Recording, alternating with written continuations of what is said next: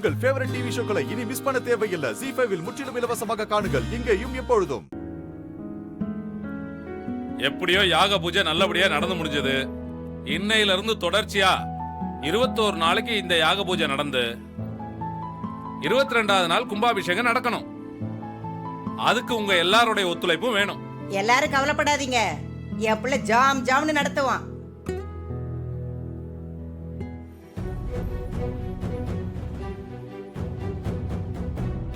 சகல என்னாச்சு? அந்த என் வெளியில விட்ட சார். எப்படி சார் விட்டீங்க?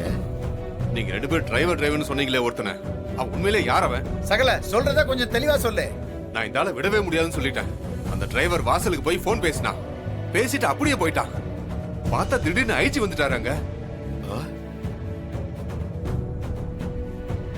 எனக்கு கை கால் ஓடல. வந்தவர் என்ன கண்ணா பின்னான்னு கழுவி ஊத்திட்டு உடனே இந்த ஆளை ரிலீஸ் பண்ணுன்னு சொல்லிட்டாரு.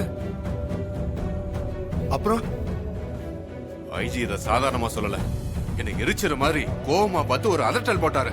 நான் அப்படியே ஆடி போயிட்டேன். நான் அவர் எதிர்த்து ஒரு வார்த்தை பேசிட முடியுமா? என்ன தொலைச்சிட மாட்டாரு. அதான் நான் வாயை மூடிட்டு அந்த ஆளை ரிலீஸ் பண்ணி மரியாதையா கூட்டிட்டு வந்து இங்க விட்டுருக்கேன். சகல, நான் ஒரு விஷயம் சொல்றேன், கேட்டுக்கங்க.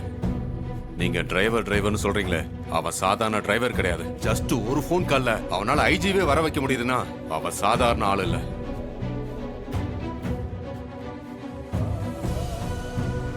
கடைசியில இப்படி மூஞ்சில கரிய பூசுறாமே ஆகி போச்சே.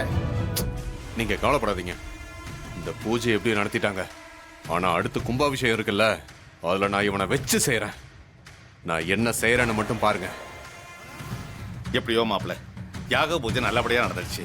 அது ரொம்ப சந்தோஷம். அதுலயும் நீங்களும் என் கூட சேர்ந்து உட்காந்து பூஜை பண்ணீங்க பாத்தீங்களா, அது எனக்கு டபுள் சந்தோஷம்.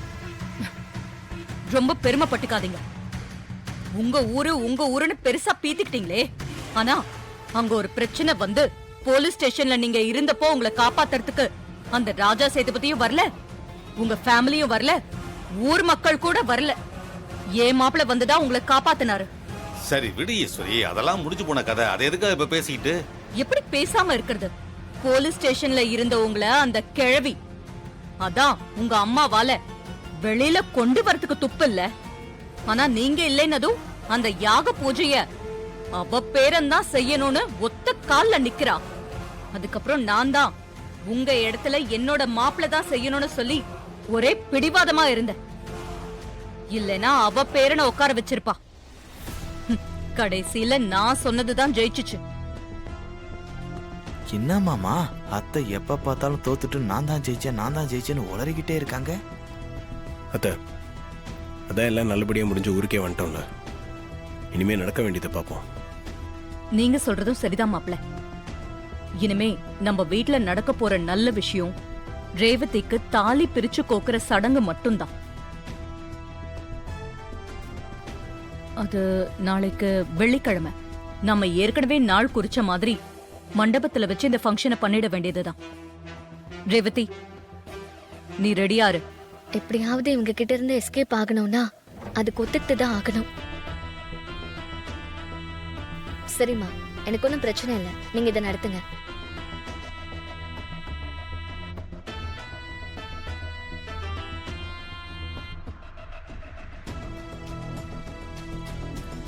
உங்க முயற்சியால யாக பூஜை நல்லபடியா முடிஞ்சிருச்சு. அதே போல கும்பாபிஷேகமும் நல்லபடியா நடந்துட்டா அது போதும் மாப்பிள்ள. எனக்கு கண்டிப்பா நல்லபடியா நடக்கும் மாமா, கவலைப்படாதீங்க. மாப்பிள்ள, நடக்கவே நடக்காதுங்கிற ஒரு விஷயத்தை இவ்வளவு தூரம் கொண்டு வந்துட்டீங்க. கும்பாபிஷேகத்தை நீங்க நல்லபடியா முடிப்பீங்கிற நம்பிக்கை எனக்கு இருக்கு. சரி சரி, ஊருக்கு போயிட்டு வந்ததுல ரொம்ப டயர்டா இருப்பீங்க. நீ போய் ரெஸ்ட் எடுத்துங்க, போங்க. சரிங்க சகல, நீங்க போய் ரெஸ்ட் எடுங்க. ரொம்ப தேங்க்ஸ். எதுக்கு திடீர்னு தேங்க்ஸ் சொல்ற? திடீர்னுலாம் இல்ல, மனசுல சொல்லணும்னு தோணுச்சு, அதான் சொன்னேன். அதான் எதுக்கு தேங்க்ஸ்னு கேட்டேன். அது இன்னைக்கு யாக பூஜை நல்லபடியா முடிஞ்சிருக்குன்னா அதுக்கு நீ தான் காரணம். நீ மட்டும் அம்மாவை ஃபோர்ஸ் பண்ணி சம்மதிக்க வைக்கலனா இந்த பூஜையே நடந்திருக்காது. இதுல உன் அப்பாவுக்கு எவ்வளவு சந்தோஷம் பாத்தியா? இங்க பாரு, என்ன பாராட்டுறதெல்லாம் இருக்கட்டும். உண்மையிலேயே நான் ஒரு நல்ல காரியம் செஞ்சிருக்கேன்னு நீ நம்பறதா இருந்தா பதிலுக்கு நீ எனக்கு ஹெல்ப் பண்ணணும். பண்ணுவியா? என்ன ஹெல்ப் பண்ணணும்? நீ நான் ஆஸ்திரேலியா போறதுக்கு எல்லா பேப்பர்லயும் சைன் பண்ணி கோஆபரேட் பண்ணலையா? ஆமா. இனிமே தான் உண்மையான பிரச்சனை இருக்கு. எங்க அம்மா கண்டிப்பா என்னை கிளம்பி போக விடவே மாட்டாங்க. ஆனா நான் போயே ஆகணும். அதுக்கு நீ தான் ஹெல்ப் பண்ணணும். நான் என்ன ஹெல்ப் பண்ணணும்? உண்மையை சொன்னா கண்டிப்பா விட மாட்டாங்க. சோ நான் கிளம்பி போற வரைக்கும் அவங்களுக்கு உண்மை தெரியக்கூடாது. தெரியாம மறைக்கணும். நான் போன பிறகுதான் அவங்களுக்கு விஷயம் தெரியணும். ஏதாவது போய் காரணம் சொல்லிதான் நான் கிளம்பணும். பக்கத்துல எங்கேயாவது போற மாதிரி சொல்லிட்டு எஸ்கேப் ஆயிடலான்னு பாக்குறேன். நீ அதுக்கு கம்ப்ளீட்டா ஹெல்ப் பண்ணணும். நான் சொல்றதுக்கெல்லாம் ஆமான்னு சொல்லணும். போய் சொல்ல சொல்றியா? நீ போய் சொல்ல சங்கடப்படுவேன்னு எனக்கு தெரியும். ஆனா எனக்காக நீ இதை செஞ்சுதான் ஆகணும். ப்ளீஸ் மாட்டேன்னு சொல்லிடாத. இங்கே இருந்தா நான் மன உளைச்சலுக்கு அதிகமாகி டிப்ரெஷனுக்குள்ள போயிடுவேன். புரிஞ்சுக்கோ. அதனால இது ஒரு ஹெல்ப்பா நினைச்சு எனக்கு பண்ண. ரெஜிஸ்டர் ஆபீஸ், பாஸ்போர்ட் ஆபீஸ்க்கெல்லாம் வந்தல்ல, பாதி கிணறு தான் நான் தாண்டி இருக்கேன். முழு கிணறு தாண்டணும்னா உன் ஹெல்ப் வேணும்.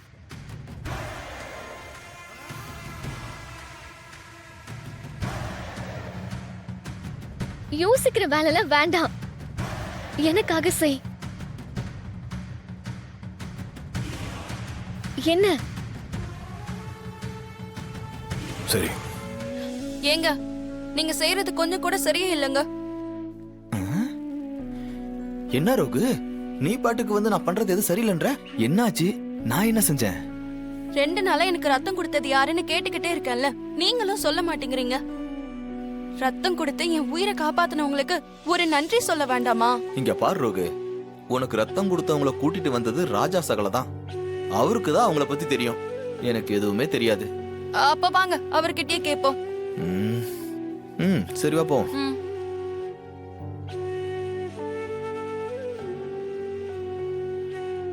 என்னங்க 2 பேரும் ஒண்ணா வந்திருக்கீங்க?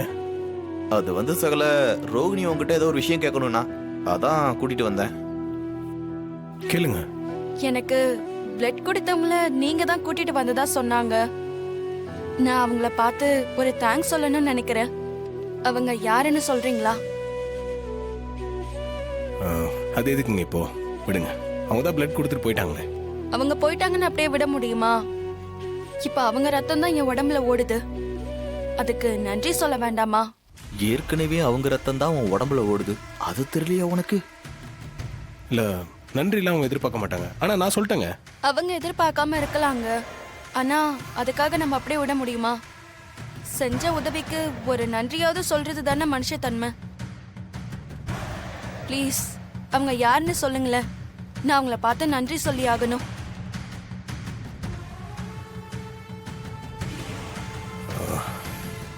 சரிங்க, வாங்க. வா. ஜீ5 ஆப்பை டவுன்லோட் செய்து அனைத்து எபிசோடுகளையும் இலவசமாக பாருங்க.